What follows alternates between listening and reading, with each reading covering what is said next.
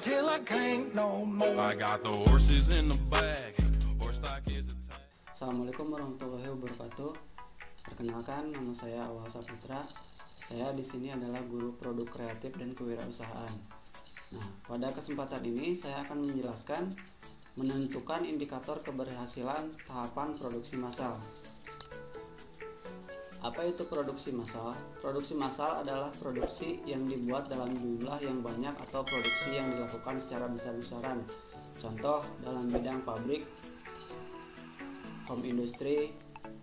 Produksi massal muncul di era revolusi industri atau setelah ditemukannya mesin. Hal ini dilakukan untuk mempercepat proses produksi. Contoh produksi massal yaitu pembuatan kaos, pembuatan perabot rumah tangga, dan pembuatan mainan atau industri otomotif. Langkah-langkah menetapkan skala proses produksi. A. Produk apa yang akan diproduksi? B. Bila mana kegiatan produksi akan dimulai? C. Berapa jumlah produk yang akan diproduksi? D. Berapa jumlah dana yang akan dibutuhkan?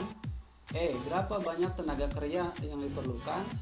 F. Peralatan apa yang diperlukan? G. Berapa tingkatan persediaan bahan baku yang diperlukan?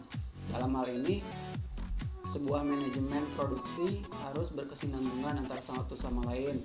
Contoh mulai dari biaya, bahan baku, proses penjualan, marketing, feedback balik perusahaan, apa yang akan didapatkan, dan sebagainya. Jenis dan mutu produk yang akan diproduksi.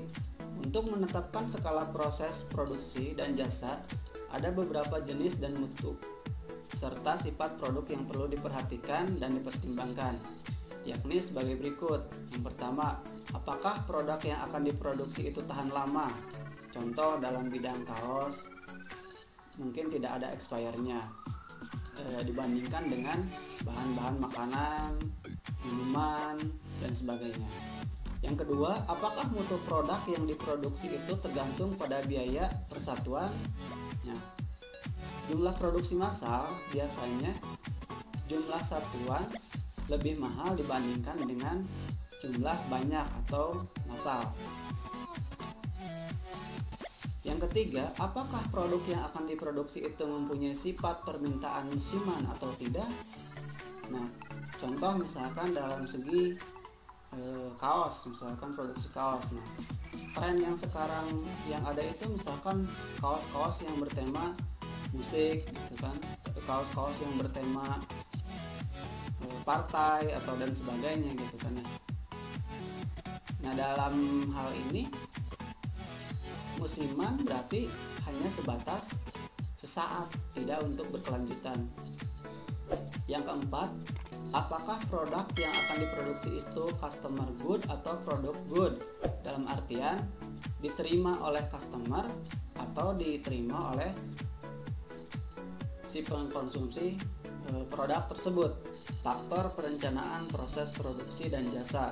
Perencanaan proses produksi adalah perencanaan tentang produk apa dan berapa jumlah masing-masing yang segera diproduksi pada periode yang akan datang. A. Manfaat produk bagi konsumen. Layak atau tidak layak sebuah produk, konsumen yang akan menilai, customer yang akan menilai. B. Permintaan pasar terhadap produk.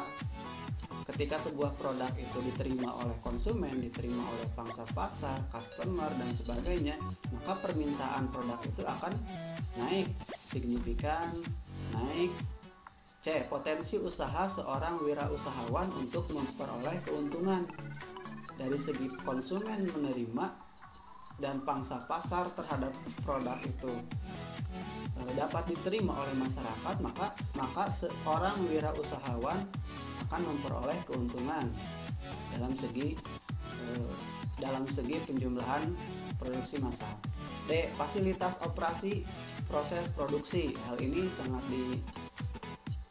harus diperhatikan ketika seorang wirausahawan ingin memproduksi massal dalam segi aspek mesin, aspek karyawan, aspek keuangan, aspek dana, dan sebagainya.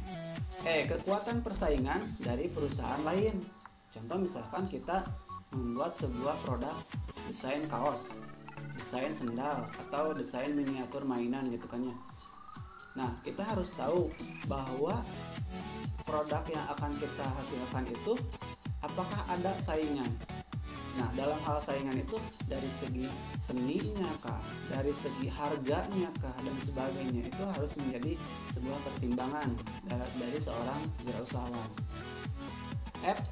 Kemampuan distribusi zaman sekarang, zaman online gitu kan ya, mulai dari toko-toko online, bisa lewat reseller, mengandalkan teman, sanak, saudara, dan sebagainya. G. Pengembangan produk pada masa yang akan datang. Ketika sebuah produk yang akan kita hasilkan 5 tahun kemudian, 10 tahun kemudian, apakah akan diterima baik? Syarat perencanaan proses produksi dan jasa antara lain sebagai berikut. A. Perencanaan produksi barang dan jasa harus disesuaikan dengan jumlah tujuan usaha. A. Perencanaan produksi barang dan jasa harus disesuaikan dengan tujuan usaha. B. Perencanaan kerja produksi dan jasa harus sederhana, dimengerti, dan dapat dilaksanakan.